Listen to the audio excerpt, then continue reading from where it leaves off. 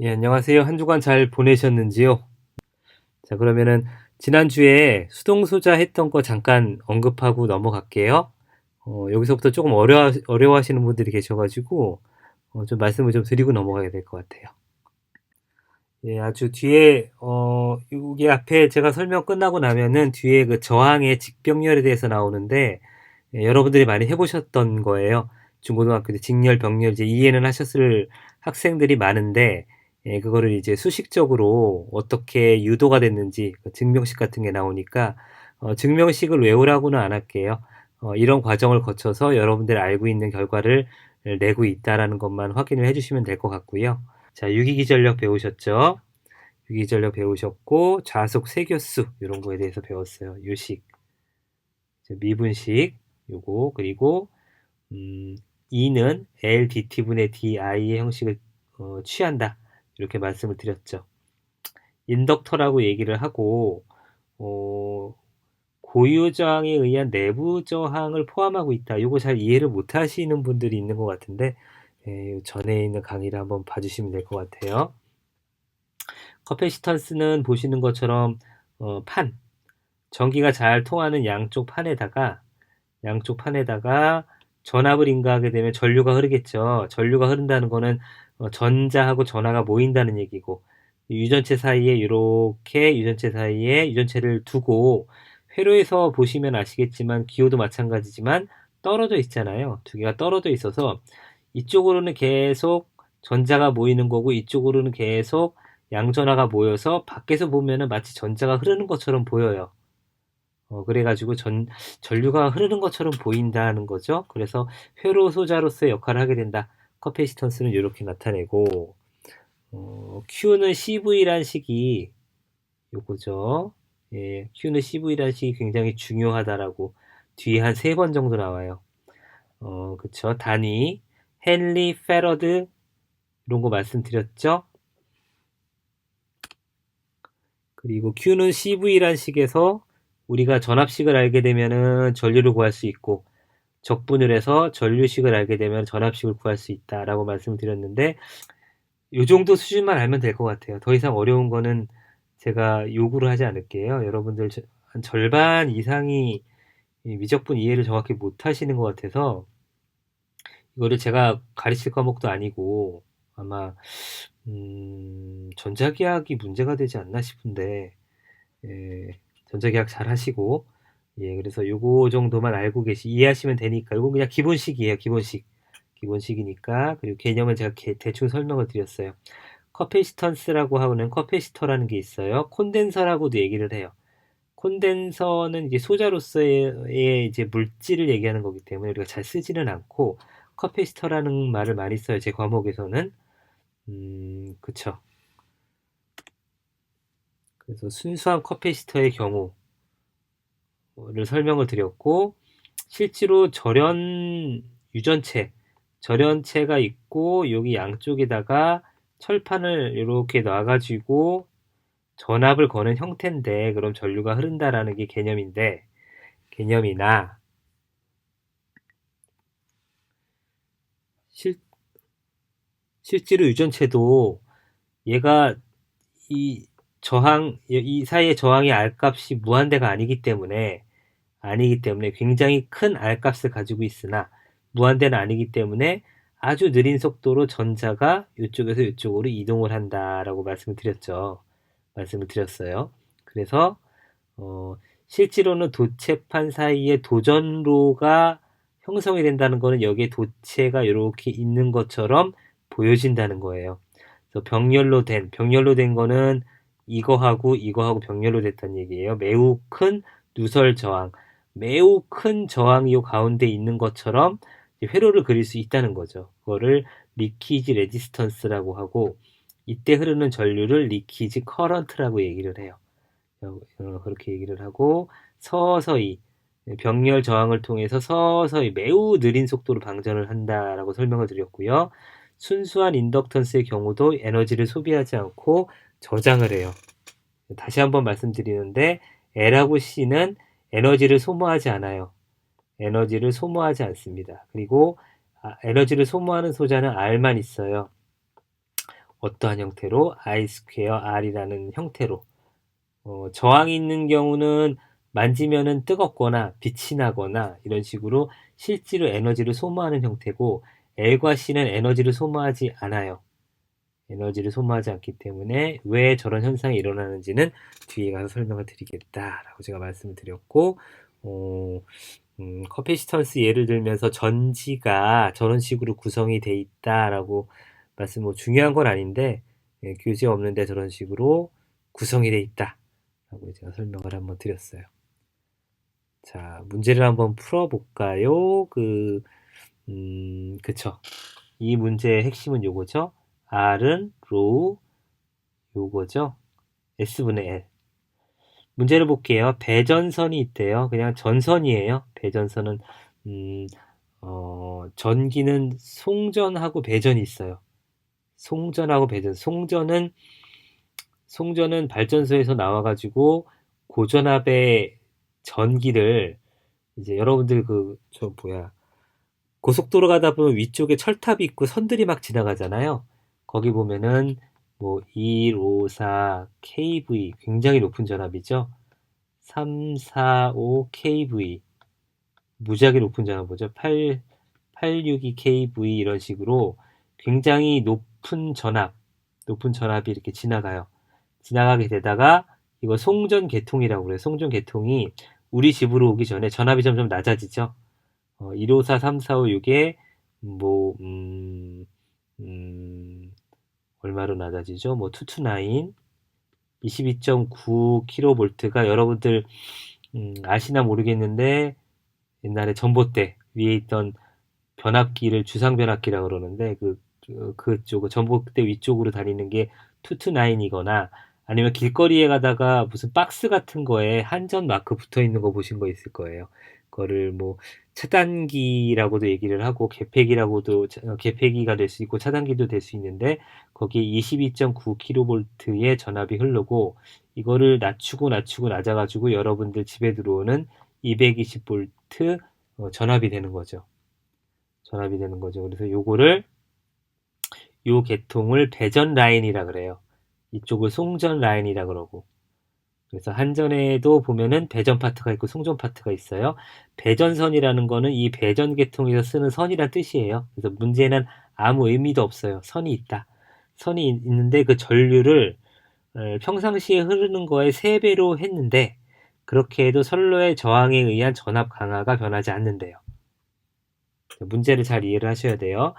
전선에 전류가 흐르고 있는데 전류를 3배로 했는데 선로 저항에 의한 전압 강화가 변하지 않으려면 전선의 지름은 몇 배로 해야 되는가?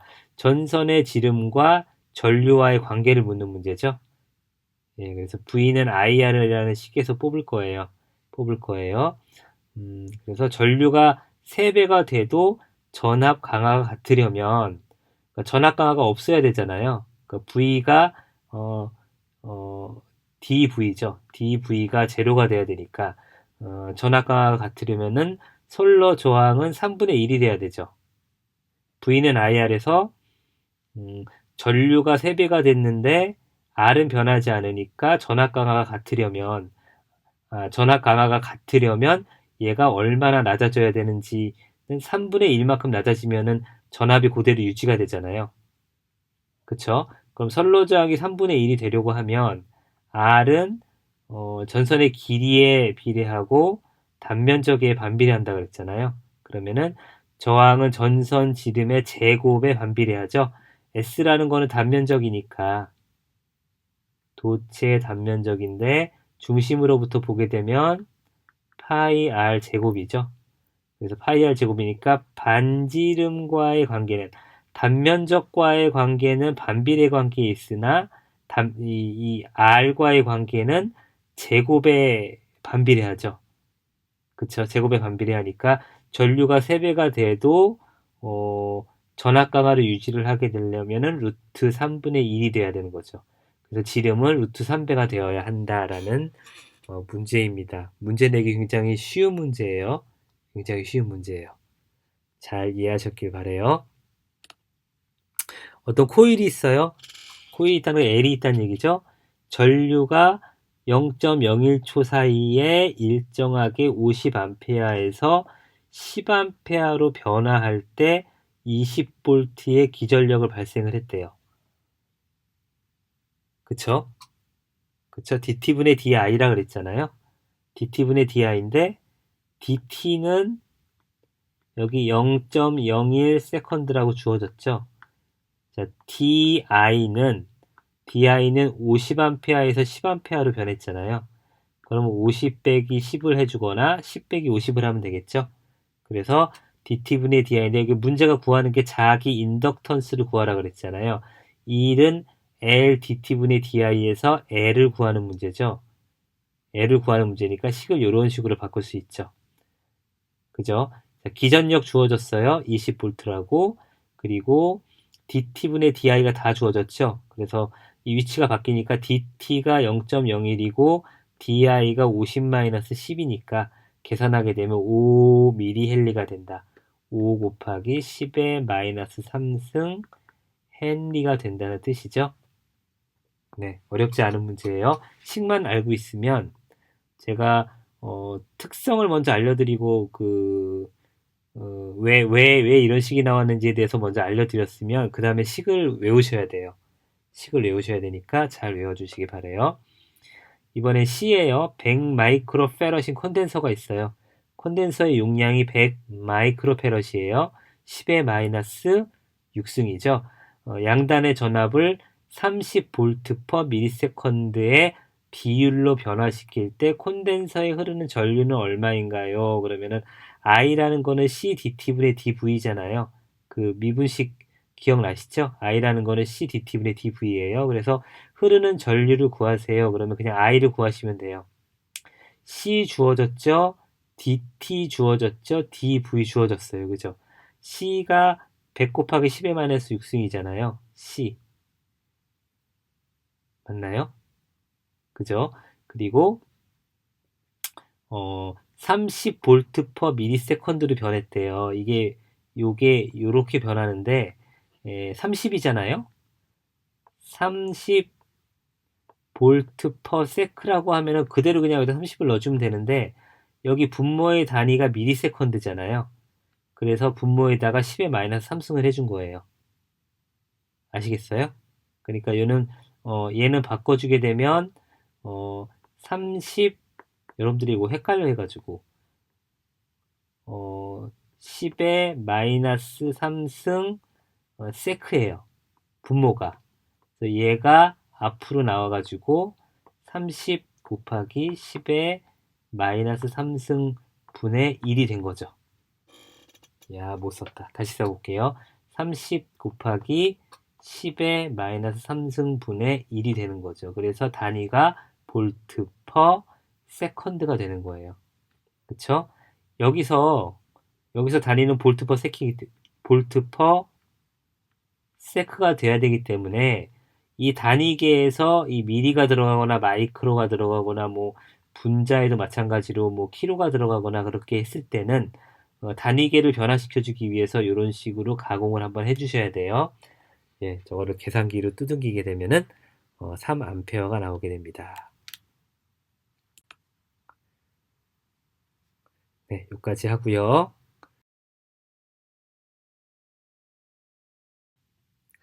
예, 저항의 접속이에요. 저항의 접속은 직렬 접속, 병렬 접속 이런 거 배우셨잖아요. 중고등학교 때. 그래서 되게 쉬운 거죠. 그죠? 자, 이제 그림에 보시게 되면 직렬 접속. R의 직렬 접속이래요. 여러분 여기서 R값 구할 수 있죠? R은 토탈 R은 보통 그냥 R0라고 표시하기도 하는데 R1 더하기 R2 더하기 점점점 Rn까지 총 값을 더하면 되잖아요. 이거를 토탈 저항이라 그래요. 토탈 저항 혹은 전 저항이라고 얘기를 해요. 이렇게 저항이 접속이 돼 있는데 몇 개인지 몰라요. R이 값도 틀려요. R1, R2, R3가 있고 점점점점점 해가지고 Rn까지 있는데 이때 이 양단의 전압 V를 인가를 한단 말이에요. 이거를 전전압이라 그래요. 전전압이라고 얘기를 할 거예요. 전전압이라고 제가 전전압, 전전류를 얘기를 하게 되면 그 회로에 들어가는 토탈 전류나 저항을 얘기를 해요. 자, 전압 분배의 법칙에 의해서 R의 비율만큼 R 안에는 V1이라는 전압이 인가가 될 거잖아요. 그죠?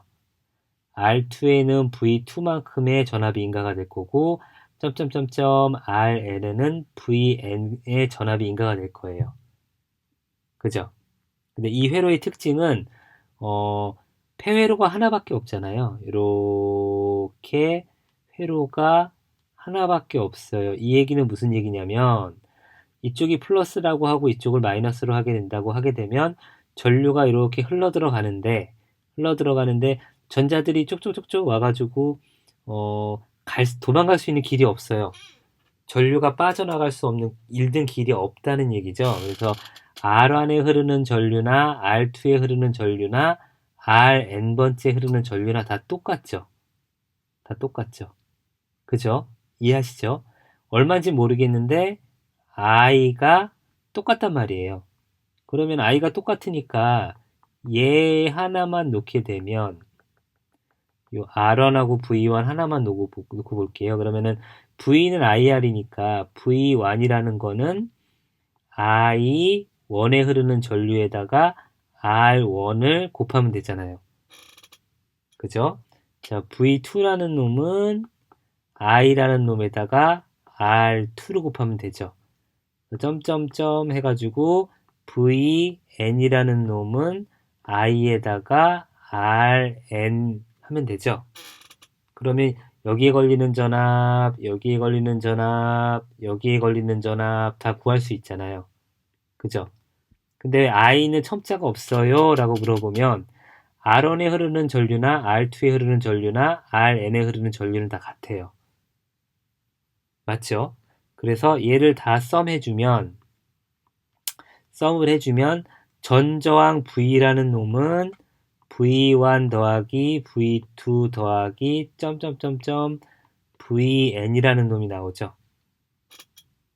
당연히 그렇겠죠. 여기에 걸리는 전압, 여기에 걸리는 전압, 점점점점 여기에 걸리는 전압을 다 더하게 되면은 이 전전압 V가 나올 거 아니에요. 예, 그거에 대한 얘기를 푸는 거예요. 그거에 대한 얘기를 하나하나씩 풀어볼게요. 자, 밑에처럼 R1 더하기 R2 더하기 RN을 직렬 접속한 다음에 전압 V를 인가를 하게 되면은 얼마인지 모르겠으나 전류 I가 흐를 거예요. 양단의 전압 V를 인가를 하게 되면 전전압이죠.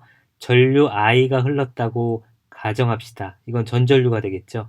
전전류가 각 저항 양단의 전압 V1, V2, 점점점점 Vn은 오음의 법칙에 따라 앞에서 설명드린 것처럼 V1은 I의 R1, V2는 I의 R2, Vn은 I의 Rn만큼의 전압이 흐를 거예요. 전압이 걸릴 거예요. 전압은 흐르진 않죠? 전압이 걸릴 거예요. 이들의 합이 전전압 V가 되니까 전압 V라는 거는 V1 더하기 V2 점점점점 Vn을 다 더해줘야 되니까 제가 이전압 해야 되니까 요거 공통적으로 i가 들어있죠. i를 빼서 묶어주게 되면 이런 식으로 표현할 수가 있죠. 그쵸? 그래서 요 저항값을 그냥 r이라고 하게 되면 전저항 r이라고 하게 되면은 ir이라고 표시할 수 있잖아요. 그래서 요 식을 가만히 보게 되면 그냥 v는 ir이에요. 맞지요? V는 IR이라는 식으로 나오는 것을 알 수가 있고 R을 직렬 접속의 합성 저항이라고 얘기를 해요. 직렬 접속의 합성 저항. 그러면 여기서 우리가 I도 구할 수 있어요. 토탈 R을 알잖아요. 그죠? 토탈 R을 알고 토탈 V를 아니까 I는 R분의 V 해가지고 I도 알 수 있죠. 그죠? 두 개의 저항 R1, R2가 직렬로 접속된 경우에는 이제 두 개 있는 경우만 생각을 하는 거예요. 이게 R이 많아지면 많아질수록 계산이 복잡해지는데 그 개념만 알기 위해서 R이 두 개 있는 경우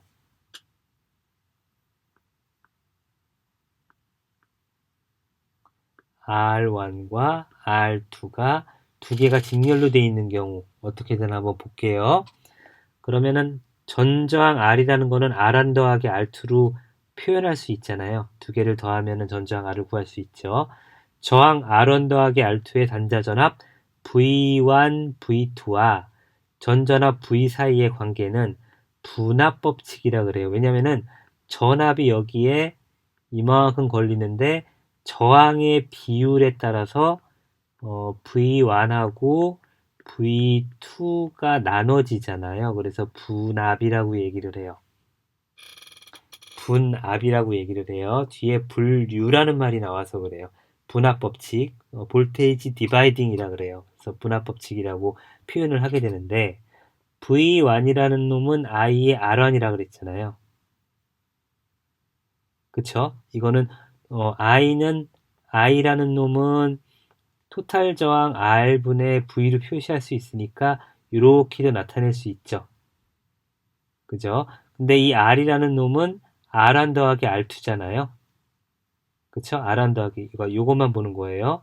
요것만 보게 되면 R1 더하기 R2분의 R1이라고 표현할 수가 있고 여기 전압을 곱해주는 거죠. 곱해주는 거죠. 자, V2를 봅시다. V2라는 놈 마찬가지로 I의 R2라고 나타낼 수 있고 I가 R분의 V니까 이런 식으로 나타낼 수 있는데 요 텀만 빼가지고 저항의 텀만 빼가지고 이런 식으로 나타낼 수 있죠. 이런 식으로 나타낼 수 있죠. 여기서 키는 뭐냐면 분압 법칙은 저항의 크기에 비례한다는 거예요. 분압은 저항의 크기가 커지면 커질수록 나한테 걸리는 전압이 커진다는 거죠. 그러니까 V1에 걸리는 전압은 전전압에다가 전체 저항에다가 나의 저항값을 취하는 거예요.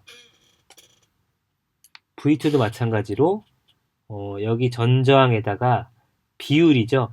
전체 저항분의 내 저항의 비율만큼의 전압이 취해진다는 거예요. V1하고 V2는. 아시겠죠? 잘 보세요. 자, 내 전압을 취하는 거예요.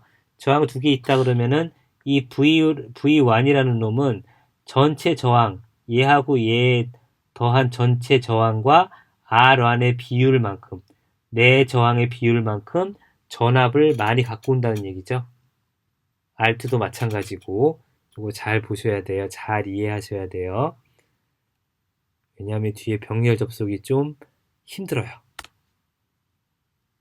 앞에 거를 정확하게 이해하지 못하면 요거 하는 게 조금 힘들어져요. 병렬 접속 잠깐 볼게요.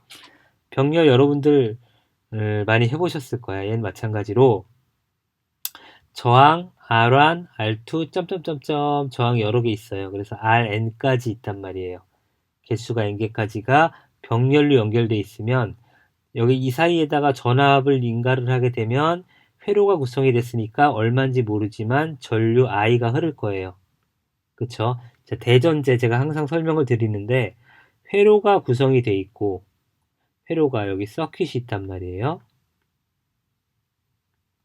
회로가 구성되어 있고 이 양단에 전압을 인가를 하게 되면 얼마인지 모르겠으나 여기에 무조건 전류가 흘러요. 흐르겠죠? 예, 그래서 그때 흘러가던 전류를 전전류라고 합시다. 전전류라고 해요. 이거는 직렬하고 다르게 전류가 이렇게 들어갔는데 전류가 갈 수 있는 길이 3개가 있어요. 그죠? 3개가 있어요. 그래서 얼마가 가는지 모르겠으나 자, 물리적인 특성을 먼저 설명을 드릴게요.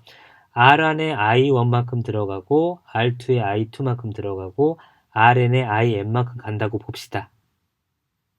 그러면은 저항이라는 거는 전류의 흐름을 방해하려는 성질이 있죠. 그래서 저항이 크면 클수록 전류가 적게 흘러요. R1, R2, Rn의 값이 서로 다를 건데 이 중에서 저항 값이 가장 작은 쪽으로 전류가 가장 많이 흐를 거예요. 그죠? 그 특징을 먼저 알아두고 첫 번째 특징은 전류가 들어가서 저항의 개수만큼 길이 생기죠. 패스가 생긴단 말이에요. 단 이때는 전압이 R1에 걸리는 전압이나 R2에 걸리는 전압이나 R3에 걸리는 전압이 모두 같아요. 아까 직렬에서는 전압을 인가를 하게 되면 전류가 같았죠. R1이나 R2나 흐르는 전류가 같았잖아요. 지금은 전압이 같아요. 상태가 바뀌었죠. 전류는 똑같죠. R1에 흐르는 거나 R2에 흐르는 거나. 근데 지금 같은 경우는 R1, R2, RL에 흐르는 전류가 모두 달라요. 그래서 전압하고 전류가 인가되는 형태가 바뀐다. 특성을 알아두고요. 아래 병렬 접속을 이렇게 해석을 해요. 양단의 공통 단자에 전압 V를 인가를 하게 되면 V를 인가를 했죠. 각 저항에 흐르는 전류는 저항의 개수만큼 저항에 가지는 패스의 개수만큼 이렇게 I1, I2, IN의 관계가 생기는 거죠. 자, 오음의 법칙에 따라 V는 IR이니까 I는 R분의 V죠. 근데 여기는 지금 V가 같잖아요. 그래서 첨자를 써줄 필요 없이 I1 이쪽에 흐르는 전류는 R1분의 V죠. 얘만 띄어서 한번 볼까요? 얘만 띄어서 한번 보면 여기에 R1이라는 놈이 있고 여기 I1이 흘러 들어가게 되고 요 양단에 지금 V가 걸려 있단 말이에요. 그쵸? 이거는 V는 IR이라는 식을 사용을 하는데 I는 R분의 V니까 I1은 R1분의 V라고 할 수 있죠. 그죠? 두 번째 거는 I2는 R2분의 V. 그쵸? V에 첨자를 붙이지 않는 이유는 R1에 걸리는 전압이나 R2에 걸리는 전압이나 다 똑같기 때문에 그래요. 그래서 IN번째 흐르는 것도 마찬가지로 RN에 흐르는 걸려있는 전압만큼의 전류가 흐를 거예요. 자, 그렇게 나타내 주는 거예요. 그래서 I1은 R1분의 V, I2는 R2분의 V, IN은 RN분의 V라고 나타내 줄 수 있죠. 있죠. 자, 마찬가지로 전전류 I를 구해보면 I는 I1 더하기 I2 더하기 점점점점 IN으로 나타낼 수 있죠. 그러니까 직렬이랑 했던 거랑 다른 점은 직렬에서는 전압을 구했고, 그쵸? 여기서는 전류가 나눠지기 때문에 전전류를 구하는 거예요. 그래서 I는 R분의 V니까, 그쵸? R1분의 1 V, R2분의 1 V, Rn분의 1 V니까 전전압으로 묶어주게 되면 이런 식으로 표시할 수 있죠. 그래서 얘를 R이라고 하게 되면 R분의 1이 되겠죠.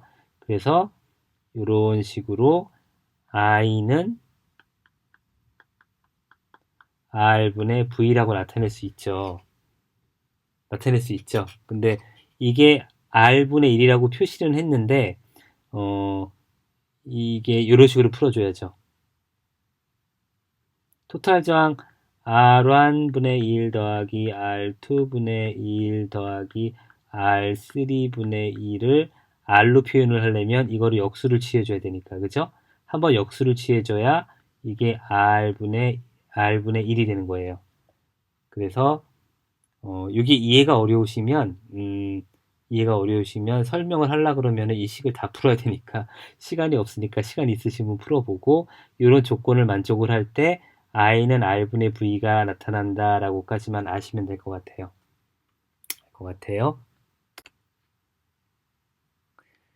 시간이 너무 짧네. 저항 두 개가 있어요. 얘도 마찬가지로 두 개 있는 경우만 볼 거예요. R1, R2 이렇게 해서 전압을 걸게 되면 여기 전류 I가 흐르잖아요. 이쪽으로 I1이 흘러 들어가고 이쪽으로 I2가 흘러 들어갈 거예요. 그쵸? 그러면은 아까 전저항 R이라는 거는 이런 식으로 표현된다 그랬죠? 왜냐면 R분의 1이 R1 분의 1 더하기 R2분의 1이 되잖아요. 그러니까는 R이라는 거는 R1 분의 1 더하기 R2 분의 1 분의 1이 되는 거죠. 그죠? 그래서 이거를 중간식이 R1 더하기 R1 R2 분의 R1 더하기 R2 분의 1이 되잖아요. 그죠? 이거를 분자로 가져가게 되면 이런 식이 나오죠. R1 더하기 R2 분의 R1 R2라는 식이 나와요. R이라는 거는. 그죠? 지금은 두 개만 있는 경우라 이렇게 간단하게 표현할 수가 있어요. 근데 이게 세 개 되면은 통분하는 것부터 애를 먹겠죠. 그래서 두 개인 경우만 볼 거예요. 두 개인 경우에는 저항 R1, R2에 흐르는 전류를 I1, I라고 합시다. I1, I2라고 하게 되면 이것과 전전류 I 사이의 관계를 분류법칙이라고 해요. 아까 전압에서는 분압법칙이라는 걸 여러분들 배웠잖아요. 분압법칙은 전압이 저항값에 의해서 나눠진다는 얘기고, 분류법칙은 이거 션트라고 하거든요. 션팅이라고 하게 되는데 커런트 디바이딩이 되는 거죠. 전류가 패스가 두 개가 있기 때문에 I1으로 흐르는 거, I2로 흐르는 게 저항하고 어떤 관계가 있는지에 대한 법칙을 보는 거예요.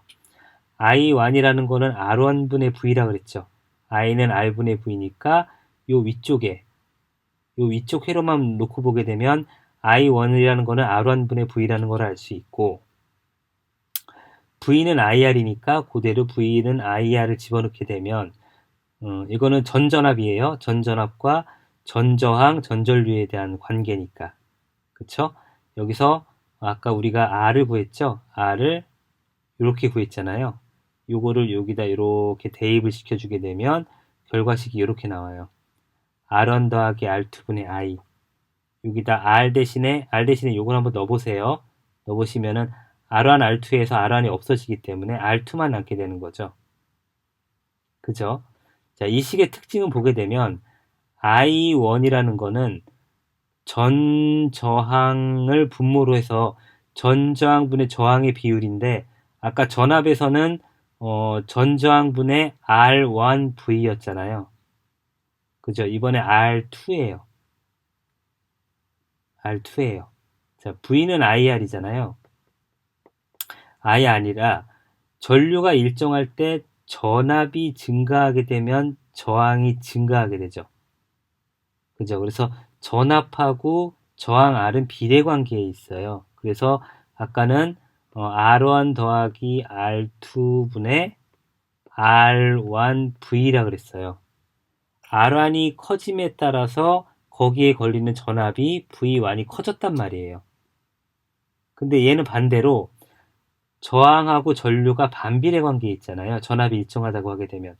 일정하게 유지하려고 그러면은 저항이 커지게 되면 전류가 작아져야 되잖아요. 그 비율만큼. 그죠? 그래서 I하고 R1이 아닌 남의 거, 그 상대방에 있는 거죠. 이 R2. R2의 저항 B만큼 갖고 오게 되는 거예요. 다시 다르게 설명을 하게 되면 처음에 설명한 것처럼 저항 R1이 있고 R2가 있게 되는데, 이때 I1 흐르고 I2가 흐르게 된다 그러면 저항이 만약에 R1이 R2보다 크다고 하게 되면, 그죠? 저항이 크면 전류가 적게 흐를 거 아니에요. 인류는 적게 흐르고 저항이 작은 R2 쪽으로 많이 흐르려고 할 거예요. 그래서 실제로 전류는 이런 식으로 I2가 커진단 말이에요. 그래서 이 전류의 크기는 이 저항하고 반비례 관계가 되는 거죠. 반비례 관계가 되는 거예요. 그래서 전전류에서 남의 거의 저항을 타는 거예요. 전압하고 전류하고 그런 차이가 있어요. 전압식하고 전류식하고. I2는 보게 되면 V2분의 V라는 식으로 나타낼 수 있고, 얘도 이런 식으로 나타낼 수 있고, R을 또 갖다가 이렇게 집어넣게 되면 R2가 없어지게 되니까 R1에다가 전전류 I를 곱하게 되면 구할 수 있어요. 이해가시나요? 아까 전압식, 제가 그 분압법칙 설명할 때 알려드린 식하고 분류법칙 할 때 알려드린 거 두 개는, 저항 두 개만 달려있는 식은 외우셨으면 좋겠어요. 요거는 외워주시면 좋을 것 같아요. 외워주시면 좋을 것 같아요. 예제 8번을 풀어보죠. 풀어보세요. 제가 풀어드릴 건 아니고, 어, 밑에 같은 회로가 있대요. 120V, 30V가 인가되고, 어, A오hm, B오음이 연결되어 있는 회로가 있는데, 이 회로에서 E30과 E15, E30이라는 거는 여기 원래 30이 있었는데, EA라고 합시다. EA와 EB에 걸리는 전압을 구해보세요. EA와 EB. 자, 이런 데서 강의를 듣는 사람과 안 듣는 사람이 차이가 나죠? EA와 EB를 구하시오라는 게 문제입니다. 값은 매번 하듯이 학번 끝 둘째 자리가 A이고 학번 끝에서 세 번째, 네 번째 자리가 B예요. A나 B가 0인 경우는 50을 집어넣고 푸시면 돼요. 푸시면 돼요. 주의사항은 얘하고 극성이 서로 반대죠?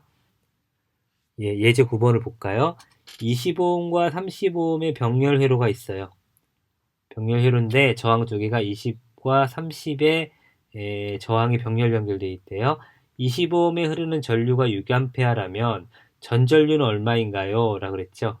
아까 요런 식이 있었죠? 기억나시죠? 분류법칙. 분류법칙에서 얘를 구하라는 거죠. 얘 빼고 나머지를 다 이쪽으로 넘겨주면은 요런 식이 나오죠? 그죠? 다 주어졌죠? R1 주어졌고 R2 주어졌고 R2 주어졌고 I1 구해졌으니까 그대로 집어넣으면은 10A가 나오더라 라는 거죠. 자, 그림 아래 1의 11과 같은 회로에서 AB 단자에 200V를 인가를 했대요. 200V를 인가를 하게 됐을 때 저항 2옴에 흐르는 전류 I1은 얼마인가요? 분류 법칙이죠. I가 이렇게 들어가게 되는데 I1하고 I2가 들어가게 되잖아요. 이거는 분류 법칙에서는 남의 거 총 전류분의 총 저항분의 남의 저항 제가 말씀드렸죠. 요거는 요거는 뭐냐면 I1은 식이 하나로 함축돼 있어가지고 자, I1이라는 거는 R1 더하기 R2분의 남의 거라 그랬죠? R2의 I가 되는데 우리 I를 모르잖아요 지금. R1 더하기 R2분의 R2는 구할 수 있는데 이게 저항에 대한 분류식이고 요 I는 R분의 V잖아요. 전저항 R분의 전전압 V가 된단 말이에요. 그래서 이게 R이에요. 여기 가다 보면 2.8하고 2옴과 3옴이 병렬 연결되어 있는 거랑 2.85옴이 직렬 연결되어 있잖아요. 그죠? 그래서 2옴하고 3옴하고 병렬 연결되어 있는 게 요거죠. 그죠? 잘 보세요. 2옴하고 3옴하고 병렬 연결되어 있으면은 이런 식으로 표시할 수 있죠. 거기다가 2.8이 직렬 연결되어 있으니까 그대로 더하면 되죠. 그래서 R을 구했어요. I는 R분의 V니까 V가 지금 200V라고 문제에 나와 있죠. 그래서 요 I 다시 써볼게요. I1은 R1 더하기 R2분의 R2의 전전류 I를 곱하는데 요 I라는 놈이 R분의 V니까 R이라는 놈이 요 저항들의 합이잖아요. 그래서 봤더니 2옴, 3옴이 병렬 연결돼 있고 걔하고 2.8이 직렬 연결돼 있으니까 2옴, 3옴 더해가지고 나온 저항값에다가 2.8을 더하면 되죠. 그래서 2.8에다가 병렬 연결, 2모음, 3모음이 병렬 연결되어 있는 거를 더해줬어요. 그리고 V라는 놈이 200으로 주어졌으니까 200이라는 걸 그대로 써줬죠. 그러니까 이 텀이 전전류 I가 되는 거죠.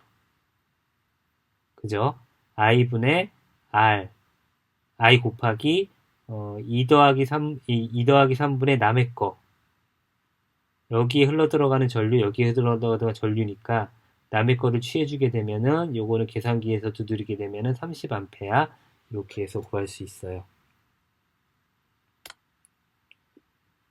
잘 보셔야 될 것 같아요. 쉬우면서도 헷갈린 부분이 있어서. 다음 주에 뵙겠습니다.